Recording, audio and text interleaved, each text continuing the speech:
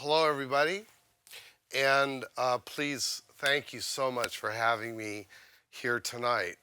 Um, we're going to talk about plugins in general, but real quickly, I just want to take a broad stroke, and in the live sound area, Waves is making products that are working across every console platform. So what does that mean for an engineer like me? I tour with Ozzy Osbourne. The last Ozzy tour was 16 months long. It was around the world. So what does that mean? That means I don't get my favorite consoles every show. I have to be nimble, and I'm not able to carry big racks of gear anymore on tour.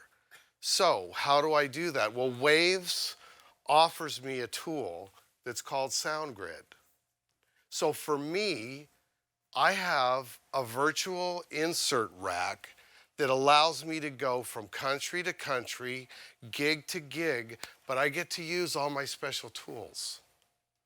And these have become vital with my work. I have a little 16-track Pro Tools session that I recorded in a room no bigger than this with Ozzy's band. It's just drums, bass, guitar, and keyboards. The reason I'm using this track is because it really brings everything back home as to what we can do with just a mic and a compressor or an equalizer or certain tools that maybe some people have forgotten about. So I have a digital work surface here, but I also have an Ssl compressor that I start out with. This is across my stereo bus. I start with this across the stereo bus before I bring up any inputs. Okay, so I'm just going to play this thing real quickly at a very low level so you can see what we're dealing with. This is with all my tools on it, everything. As you can see, I have the Ssl right across the stereo bus, and I'm slamming the heck out of it. I like this because now all of a sudden I've taken a digital console and I've turned it into an SSL. I'm getting the sound from this before I have any input on. So if we go just to the kick drum, I put this on before I even bring up one input. So what have I done? I've kind of put a governor on myself, haven't I? When you do that, do you have any idea how much headroom I have left for Ozzy's vocal? It's a mile. Just a mile. So if we're looking at this, it's this easy. I've grabbed the trackball, and I'm just going to open it up a little bit. Now I'll do it again so we can hear it this time.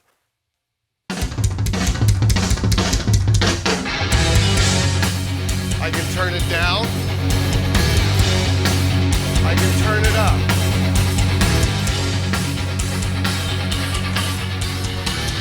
Do we hear what that compressor's doing to my mix?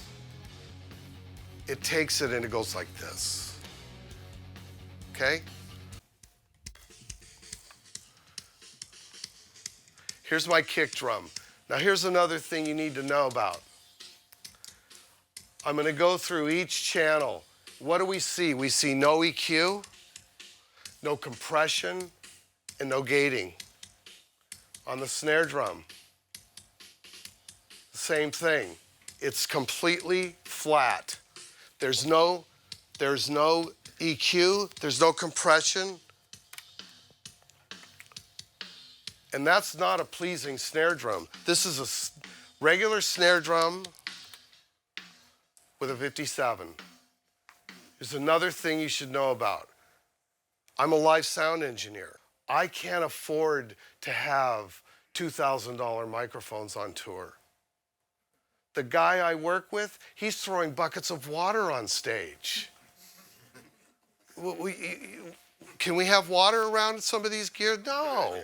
I can't, I was even, I was even worried about putting AKG 414s up for overheads, which is a pretty, it's pretty standard large diaphragm condenser, right? Well, there's water flying all over the place. Yeah, that's $1,000 I just threw in the bucket. Okay, so I'm using mics that I could go to a pawn shop and get if I had to. So here we are, 57. And this drum is, the reason I picked this track is because this is a garage band. I'm capturing these guys rehearsing and trying to work up over the mountain for Ozzy. So he didn't tune his drums. So I got a 57. I got a 57 on the bottom as well. Is that Tommy? Yes, Tommy. Again, there's no gating. There is no compression. It's all plugins.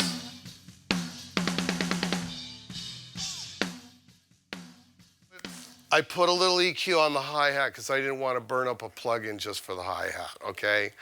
But if I had my wishes, I would use these tools on every single channel on this console. This is the Ssl channel out of the black console. Some of these consoles are becoming very rare. Not only that, but there used to be a recording studio in London. It's called Olympic. It's a big hole in the ground right now. This is a channel out of that console. Some of us older guys recognize this. When you listen to this, this is like a museum piece. And we can take it a little bit further. We know Jack Joseph Puig. He's given us a gift. It's called the Puig Child. In live, you never really had a compressor that could either react quick enough or have the texture and tonality that was pleasing. None of these things.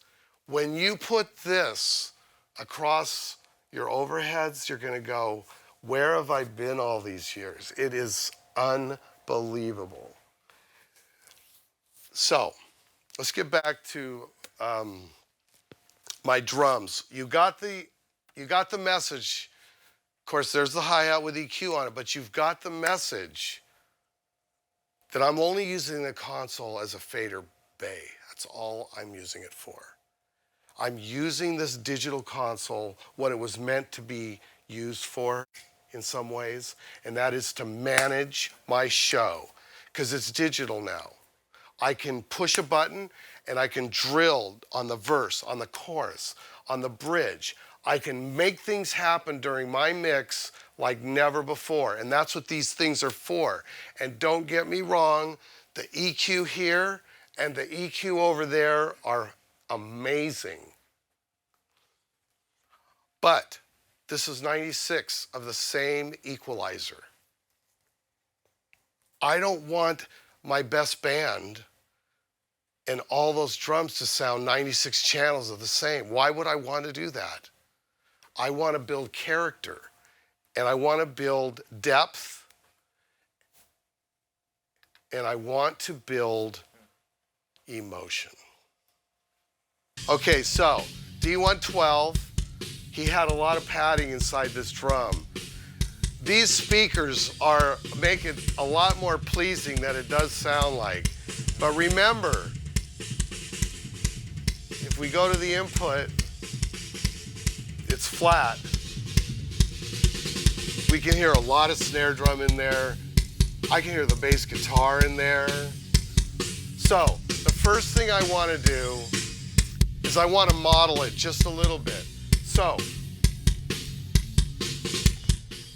I can't say enough about this equalizer because it comes in, yes, 10 filters, but I pick it in 4, 6 filters. I use this particular device a lot for high-pass, low-pass filtering. And remember my 96 sub-bass cabinets. if you do not high pass with 96 subs, you really got a raging mess on your hands. That means that all my overheads, anything that does not need 100 cycles and down, it's gone. You have to do this, otherwise it's not going to happen. So I've changed it just a little bit, tightened it up a little bit, a little more bottom end, and then I put a compressor on it. Now, did we hear what that did? I'll do it again. That's with it off. It's kind of like right here. Now it's a little louder, but controlled. And if we look at my stereo bus, I'm going to open it up a little bit.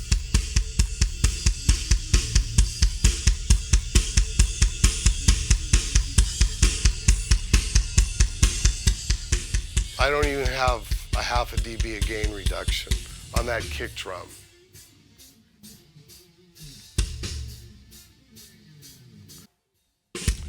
So, with a big live sound system, having the right amount of snap on the kick drum has always been an issue. As soon as you grabbed the equalizer and started cranking it, it would start exciting the high end of the PA and compressing it. So we have a thing, it's called Trans-X, and it deals with the slew rate of certain frequencies. It's a modulator, so when I put it on the kick drum, I've got plenty of high end. And these speakers are attenuating that. But I can tune this. So this is the high end part of the kick drum, if you all can see that. And I can actually turn it down if I want. Do we hear that?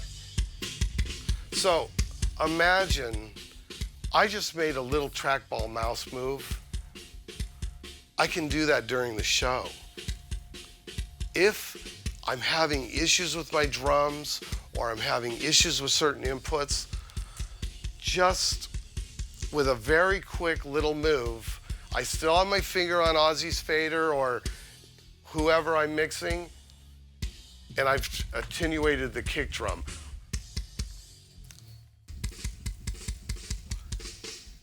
It affects all frequencies of this drum. So I'm going to put it back where I had it.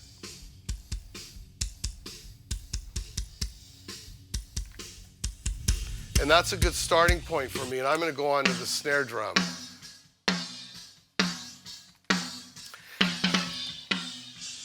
Of course, I'm going to use an Ssl channel because this is something I really, really like. So there's 4 main contributing engineers, studio engineers within Waves. That's Chris Lord-Alge, Jack Joseph Pugue, Eddie Kramer, and Tony Maserati. All 4 of these engineers, and more engineers coming, have contributed. In this case, if there's a load button at the top of every plugin, if I hit load and I come down to Chris Lord-Alge, these are all of Chris's presets from his studio on records that he's made. So what did I do? I'm a big fan of Chris's, okay? I'm a big fan of all 4 of these guys. And again, there is amazing intuitive information on our website about how these guys work, why they work, what they do, why they do it. I'm not saying that these are going to work for you, but as soon as I hear that somebody has put a sound from a record on one of these plugins, I want to try it. I want to go listen to it. It may not work for you, but what a fun way to get started. So in this case, I went straight to Chris's Snare 1 as my starting point.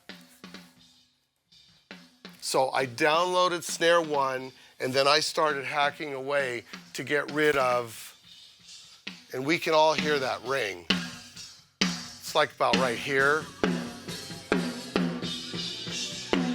Now, that sound right there, that might work on another record.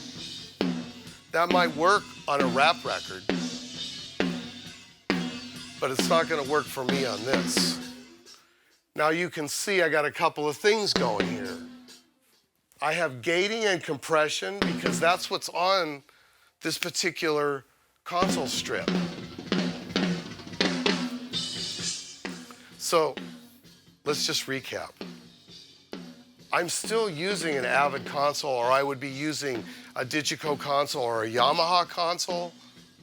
Think about an M7 with this SSL strip on it. Waves is making it possible that you can turn that console into an SSL and have incredible tools to be able to work with. Okay? So,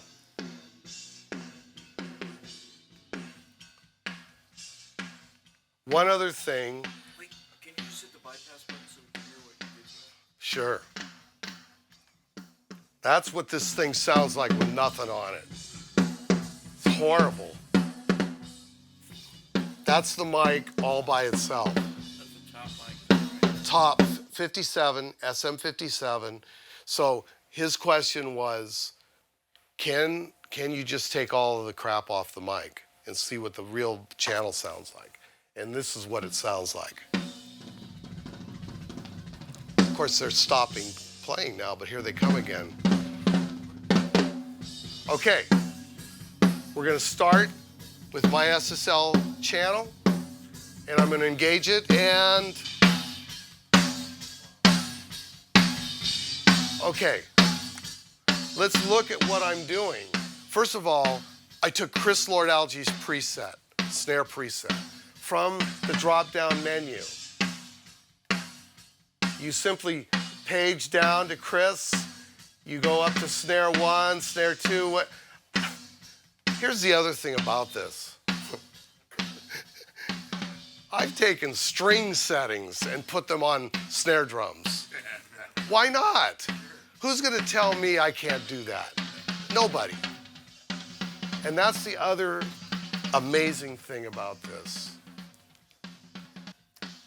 I'm on tour with guys that may never tour again. Every single second that they are on stage has to be recorded. Has to be. When it's recorded, then we can work together on it. We can change the arrangement of the song. Crazy Train, 16 years with Ozzy. That arrangement has not stayed the same once in the 16 years of shows we've been doing. It may sound the same, but every tour we try to do something a little different. We could never do that before without this kind of a machine or that kind of a machine. Because they would rehearse, I would record, and just like we're all here, they're right here. And I'm talking to them about, do you really think that we can add Over the Mountain into the show?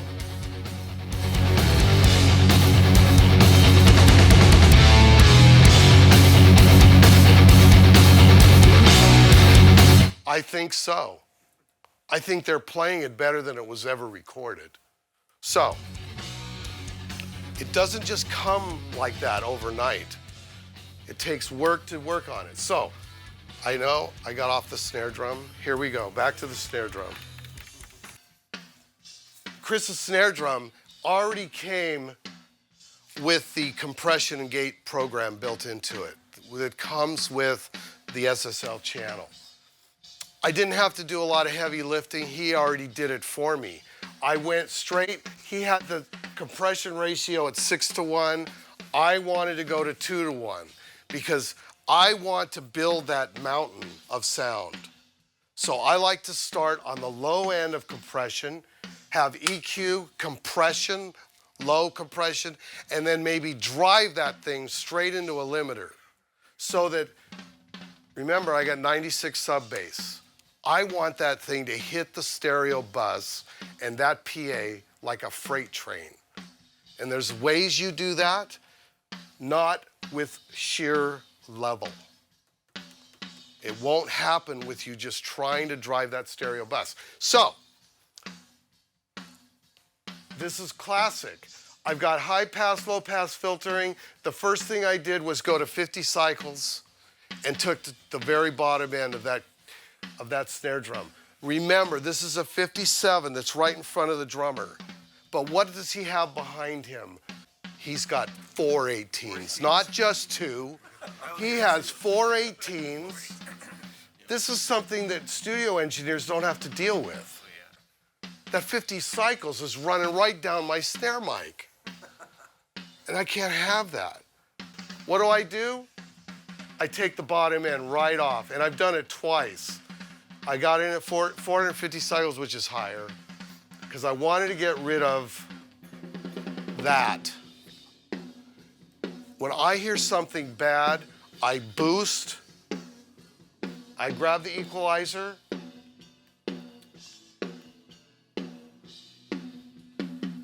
let me turn it up a little bit.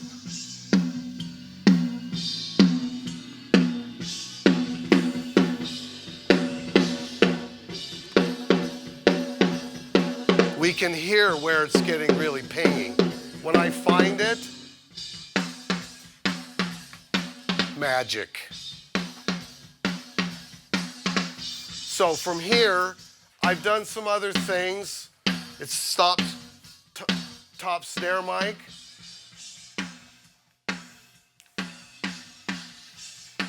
I can add a little snap on that baby at 2.5K. And then I want to go right where I told you I was going to go, to my limiter. Exactly. Who said limiter? Raise your hand. Rock. Guys rocking right here.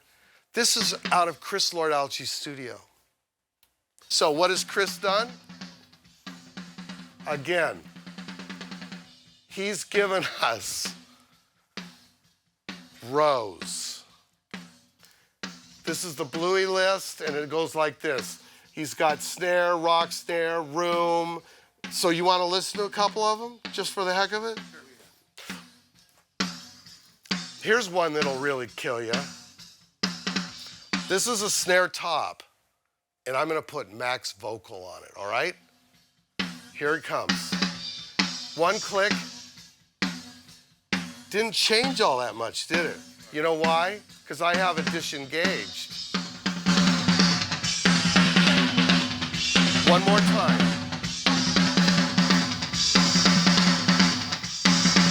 That's his snare sound.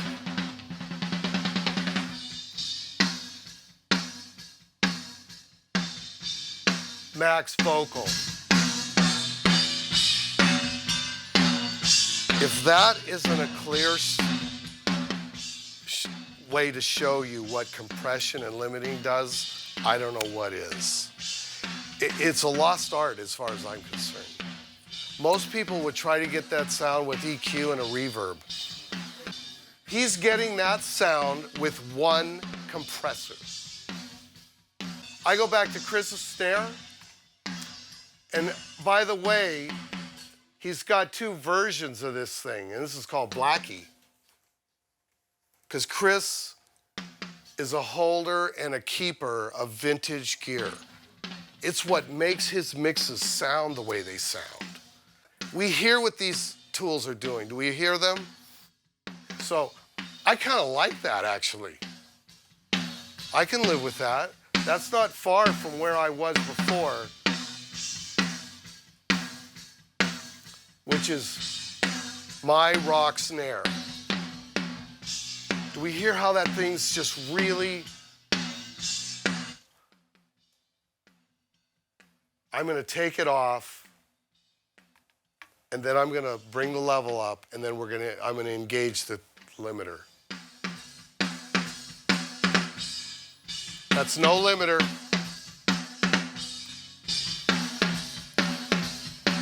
Tight. That's working with that snare drum. When I add the bottom snare to it, I'm liking that. Now, when I first got started, you had to get drums with only 4 channels. That's kick, snare, drums left and right. How do I do that? I just added the overheads. So I'm going to turn them off. We're going to go with these overheads without any compression. Here come the overheads.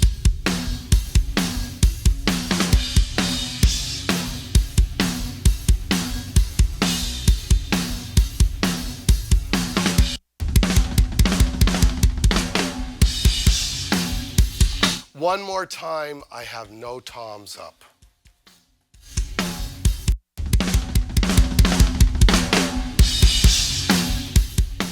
What is my point? With the right tools, and I'm not talking about a minimalist point of view, but the days of having, yes, we can have 96 inputs, but when you can get a drum sound with 4,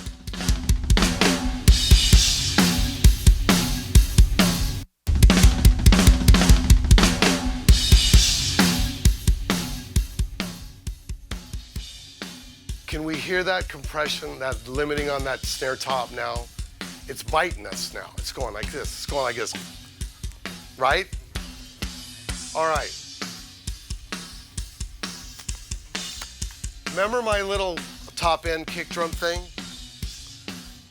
This is probably the most widely used percussive tool that you could ever think of. Because now that I have the whole mix going at a really low level, I'm listening and I want to have just a little more presence on that kick drum at low level. With just that much, it's right there.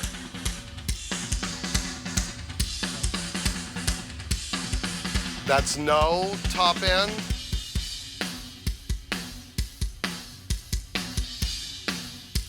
Whatever your tastes are. Tunable, programmable. We're going to move on to the toms because there's another device that you guys have to see. I loaded Jack's Sheryl Crow snare sound on my rack tom.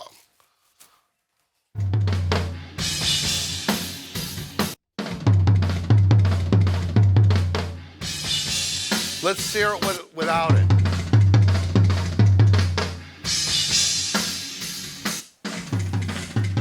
It sounds like about that big, doesn't it?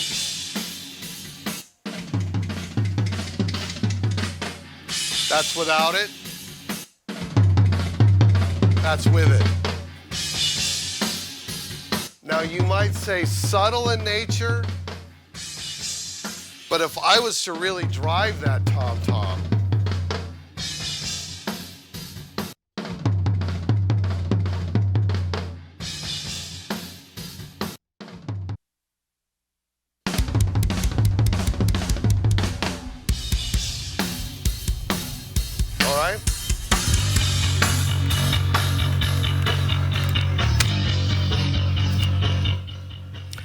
my favorite instrument. 96 sub bass, and this guy's playing eighth notes all show long. Holy cow. What am I going to do with that? Well, of course, I'm going to start, you know where I'm going to start. Again, I've loaded Chris Lord Alge's bass guitar, and I did a little tweaking to it. But the real star of this show is this. A lot of these plugins, we heard what that compressor or that limiter 1176 did to the snare drum. Well, a lot of these other items create distortion where you want it, manageable distortion. This particular input is an RE20 on an SVT cabinet. And if I'm the bass player, there's the drums right there. So the bass rig is right here. It's right in front of all of those subs. It's picking up everything. So if we listen to it without anything, that's what it sounds like. Let's see if I can get it. I mean, some of these inputs don't sound bad by themselves, but listen to how much drums are in there. And if you really listen, you can hear the guitar in there too. So the first thing I want to do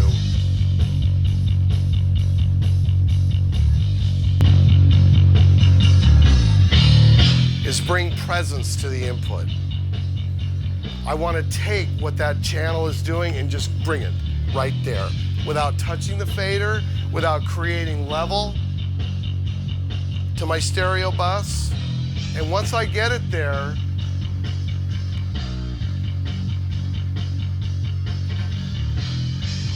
then I can model it a little more to taste to fit this.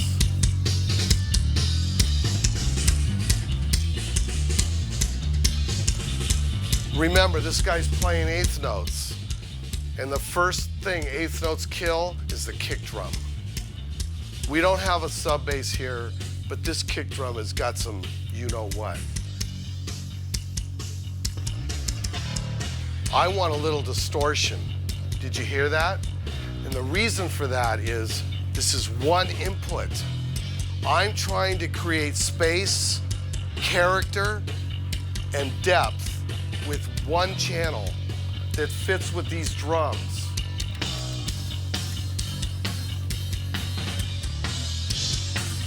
Okay. My best work is done just like any other producer. They record the band. Sometimes the band leaves and goes home, and guess what? You get to create what you do. So, two points to your question. I do play with a lot of this stuff while they're playing. And the reason for it is because I want to try my ideas while they're loose, while the band is loose and they're playing. So typically, I will just put the machine in capture, record, and just let it roll. Just let it capture. While it's capturing, then I can start, while the band's rehearsing, do what he just said, and that's start playing with my little tools, my little toys. But typically, to really drill down on what I want to do, it's when I'm by myself and everybody is left. And the next day, which is the best time, because everybody goes home with this idea, either good or bad, right? But when they come back in the morning and you hit play, you should see the looks on their faces. Live sound engineers have never been able to have the chance to dial up their sound, ever. So his question was, how do you get sound at the Staples Center when they've just recorded or they're just up on stage? I'll tell you how. I have this track with me right now. We could all go down to the Staples Center right now with this console, hook it up to the big PA, and be doing the exact same thing we're doing in this little room at the Staples Center. It's because, no, I'm not using the recording of the day, but I've taken the recording from maybe last show. We may played San Diego the show before. Now I'm taking that San Diego show into the Staples Center, hook up the PA, and hit play. So now I have last night's show, and I can start fiddling with the sounds. And let's be honest, every room sounds different. Every building is different. Every environment is different. So that little bit of distortion I put on the bass DI may not work at the Staples Center. I have to curb my enthusiasm. But here's the point. Look what we've created. We have created tools that has once and for all helped engineers really work in a better environment. This is not just live sound engineers. This is broadcast. This is also studio engineers. Because studio engineers come with a more finite idea of what works and what doesn't. But all of a sudden, we've expanded that horizon out to the Staples Center. So here's my point. Ozzy's band's in the other room. They've been rehearsing. We built this. I would have different speakers that's more simulated the speakers that I use live. We did that for 3 weeks in Burbank. When I went to London with my gear, I set up with the tracks that we had from rehearsal. We set it all up and we go, okay, we'll see what we got. Hit play. It sounded exactly the same in the rehearsal studio as it did in a 25,000 seat arena. There's 2 reasons why. One is because of all of the work we've done, but speaker systems, let's face it, they have come so far, and they're still working on it. So let's look at the synergy. The speaker systems, these consoles that are now bridging the gap between studio, live sound, and broadcast. Does anybody notice that maybe sound on TV's getting a little better? Anybody? Some of those mixes sound really good, and this is why. They're doing exactly what he just said. They're recording or capturing that show, and then those broadcast engineers are remixing it before the real show. So when the show comes out, bam, they're really there. Not only that, but we can hear what this mix sounds like.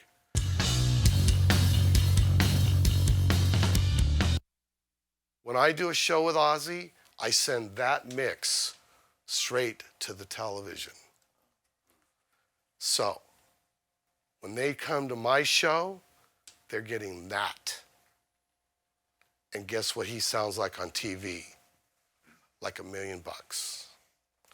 Okay, so my biggest problem on Van Halen, they built this round stage and all the high dollar people sat right in the front and the center. And guess what's right under the stage in the front and the center? Subs. Go to the center, subs. The center. Not only that, but my stage was 120 feet wide. So that means that the PA has an 80-foot wide gap. So how am I gonna get Eddie's guitar to U4 in the front here? I have no speakers. And in the middle of the set is this huge video screen with Eddie on it. So, LCR is the answer, and that center column, instead of the traditional way of putting speakers right here that are blasting U4, and then everybody behind you don't hear a darn thing, that center cluster is right here, above everybody's head, above the big video screen, and I can now drill special things into that channel. Eddie's guitar. I was mixing when Sammy was singing, Sammy's vocal. Solos things.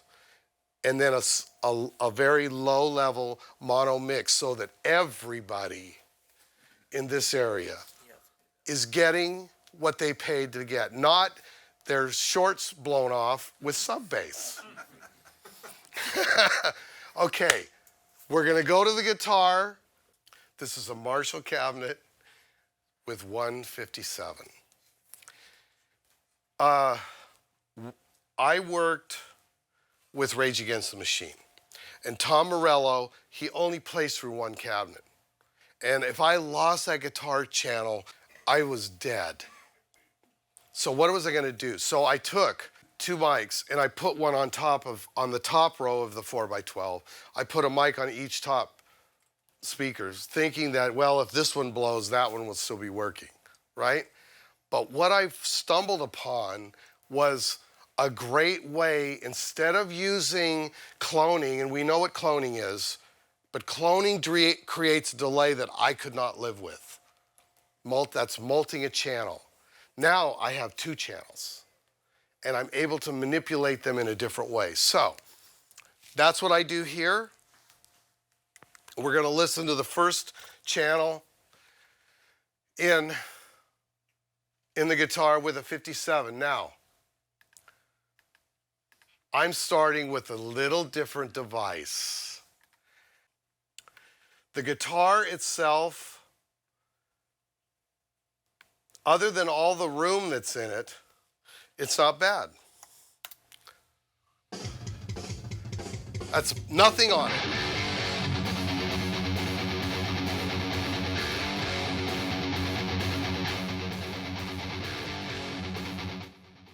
That's just a 57 on a Marshall cabinet, tightly mic'd. How do I mic it? If this is the Marshall cabinet, I find the horizon of the speaker. Once I find that horizon, I get right there on the dust cover. And once I'm there, depending, and I learned this from Eddie, if I wanted a little more bottom end, I would just turn the mic away from the dust cover. If I wanted it brighter, I would do the other way. Most of the time, I stay right on the horizon, right on the dust cover, straight in, as close as I possibly can get without it touching anything so that it doesn't vibrate. Remember, this thing, if it was in here right now, we'd be running for the door. Okay, so, again, you can see there's no EQ. I have used nothing on this console but the faders. I learned this technique from Bill Schnee. I never saw a guy that could make amazing sounding records using almost nothing. That art form, I think, is falling through our fingertips. Okay? So here we go.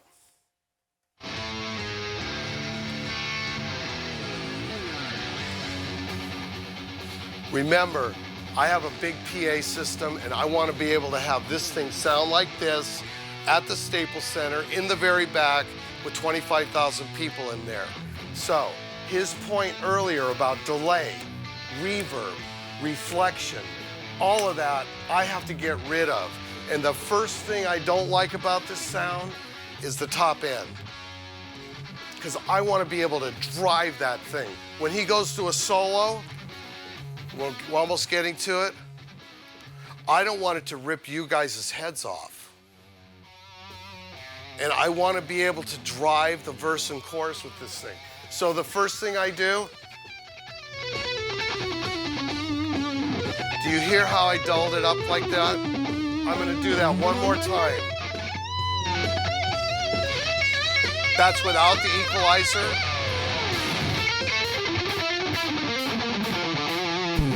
With the equalizer. It went like this, didn't it? And I'll show you what I mean. Right here at 3.9K. We hear that?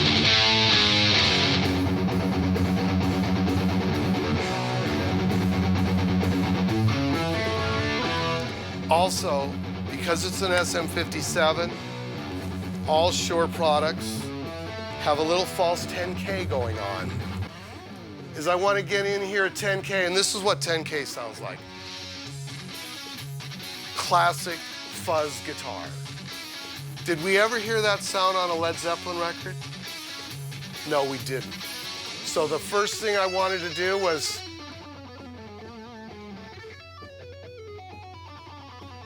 just get rid of a little of it. We can still hear what he's playing. But when he starts playing again, all of a sudden it's a little thicker, isn't it?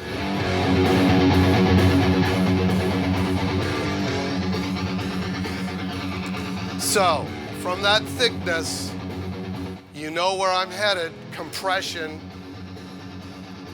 And Jack has made arguably the most stunning tool that any one of us could have. This thing not only works on guitar, but it works on cymbals, it works on horns. If you're doing jazz, do you have any idea what this thing will do to upright bass? Incredible. So, here I am with my little three-piece band. Now you go, God, I didn't hear any change. I'll show you the change.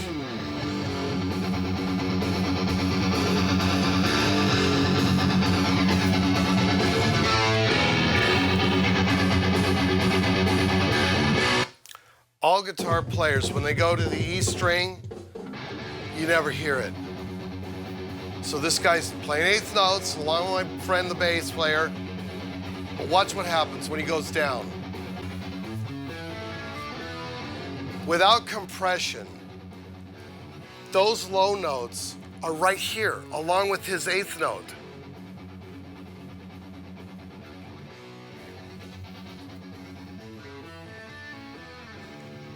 And now I'm back at Olympic Studios. Okay?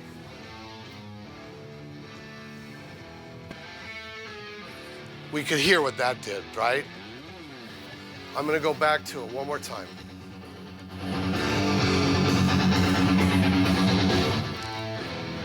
I just want you to realize I'm only boosting 3 dB at 2K on this device. That's all I'm doing.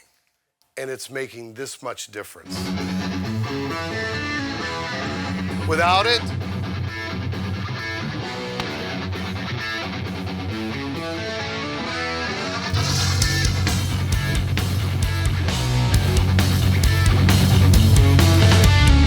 I'm gonna blow the speakers up.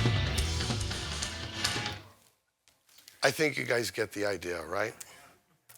Okay, thanks for listening to me talk. Would like to answer.